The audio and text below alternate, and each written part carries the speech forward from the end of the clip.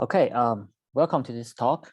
Today, I will be talking about energy efficient uplink multi-user MIMO with shared LNA control. My name is Shen. I'm assistant professor at the University of Virginia. This is a joint work with my collaborators at Apple. So let me start with the motivation of the problem, which I think is very well known. Massive MIMO is very power hungry. And this is actually part of the reason why the overall energy efficiency of 5G system is not very good.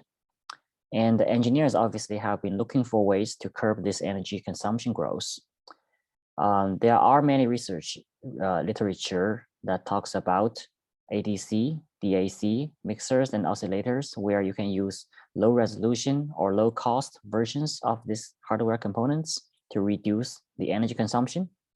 And there are many studies showing that if we do this right, such low resolution hardware components wouldn't significantly impact our performance.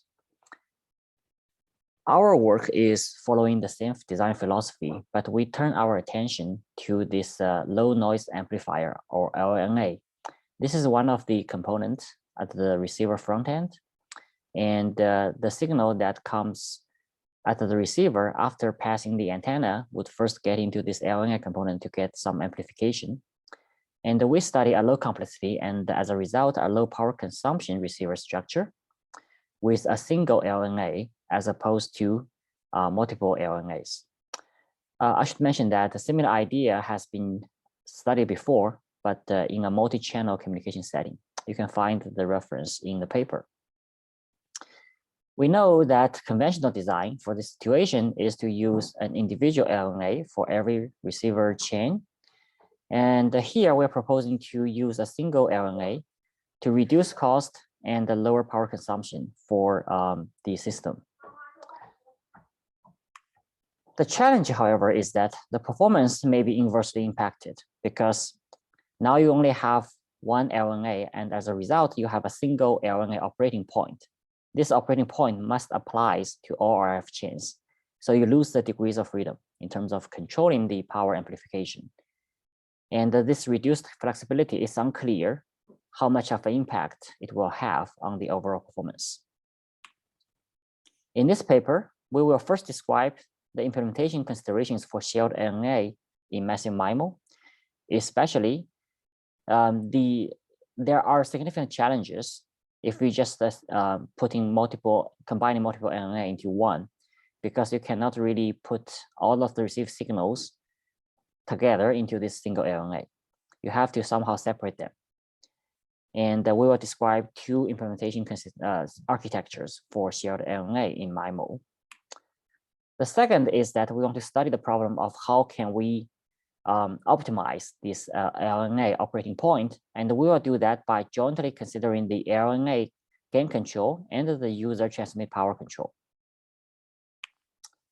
Lastly, we will show some empirical study using simulation results to demonstrate that the developed solution has almost negligible performance loss compared to the baseline separate LNA architecture. Okay, so let's start. The system model is fairly standard. We consider an uplink single cell massive MIMO. And we have K users in the system transmit to the base station with M antennas. We use a standard channel model where for pass loss, we use the winner 2 model. For shadowing, we consider log normal. And for small scale fading, we use a radial fading.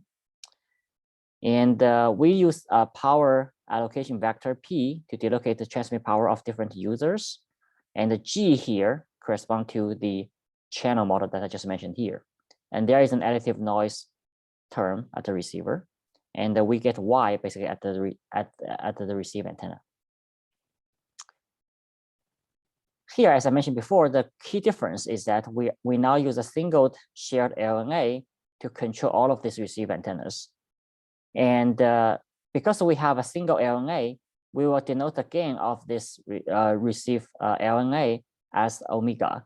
And we assume that this omega, which is represented in the dB, to have a gain that has a finite range. So the LNA cannot be too small, it cannot be too large in terms of its gain. And after that, the received signal becomes square root of omega times the received vector y. On the receiver side, in terms of the processing, we use a zero forcing receiver that applies on this y tilde that is after the LNA.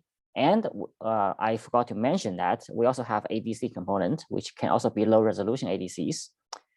And we then do this receiver processing using a y tilde with perfect CSIR. We assume that the channel is perfectly null. So this is basically the receiver processing. And after that, you basically compute the SNR of the case user as this form, where you have the noise from the channel, which is amplified by the LNA. You also have the ADC noise. You can derive two system metrics, the spectral efficiency of the user and the energy efficiency of the system. We have a realistic constraint in terms of the spectral efficiency where we have a gamma max. This is to capture the fact that the data rate cannot grow unboundedly with the SNR. It is capped at a given value, gamma max. And finally, the energy efficiency can be computed as the total rate of the system, the throughput of the system divided by the total power consumption of the system, where PC denotes the circuit power. That is, we assume it's a constant component. And the other power component is from the user transmission power. Okay, so how do we implement shared LNA? It's actually not very straightforward to implement this. In the previous figure 1, where we showed the entire receiver structure. In multi-antenna receivers, we have signals from different antennas that are actually on the same frequency. So it's not clear how we should apply the single LNA to them. We cannot just straightforwardly combine all the receiver antenna signal into one and pass that through the LNA, because that would destroy the resolution among these antennas. So we have two options that are proposed in this paper. One is built on this super heterodyne receiver. In this structure, by programming the front-end mixers and the filters, the receiver path can be tuned as non-overlapping in the frequency domain at the input of the shared amplifier. In addition, mixers and filters after the amplifier can further isolate the shared amplifier output from each baseband pass. So this is the first option. Another option is that it uses a direct conversion receiver and applies synchronized switches at the input and output of the shared amplifier. This may be more intuitive. Here, assuming that the sample and hold type ADCs and the power amplifiers, if the switches at the input and output of the shared amplifier have well-synchronized timing to ensure the same RX path and the switching periodicity is aligned with the ADC sampling rate, then the baseband processor can collect the right digital samples from different receiver passes using just one amplifier. Obviously, which one of these should be adopted has many considerations outside of just the technical differences between these two implementation architectures. We should also consider practical constraints as well as the other options from, let's say, the ADC requirements. So let's get to the problem of how can we select the operating point of the shared LNA. First, we need to consider the real-world engineering constraints of this problem, where the user's max transmit power is limited and the ADC's input power should be capped to avoid saturation. With these two constraints, we formulate the joint power and shared LNA optimization problem as to maximize the energy efficiency subject to the aforementioned constraints. After formulating this problem, the first step is to understand this problem. First, if we look at the constraints, they're all linear, and thus they form a convex set. The objective function, which is the energy efficiency, is strictly quasi-concave if we just look at the power component with respect to the power. On the other hand, with respect to the LNA again, the energy efficiency is concave. So overall, this is not a very difficult problem, and we should be able to solve that using existing optimization methods. In fact, the proposed algorithm, GAIP and the binary gap, are both from using an interior point method to solve the previous problem. This method transfers the constrained optimizing problem to an unconstrained one. And in particular, the idea is to add a logarithmic penalty function that punishes the search steps when they come close to the boundary or even outside of the boundary. And the detailed algorithms can be found in the paper.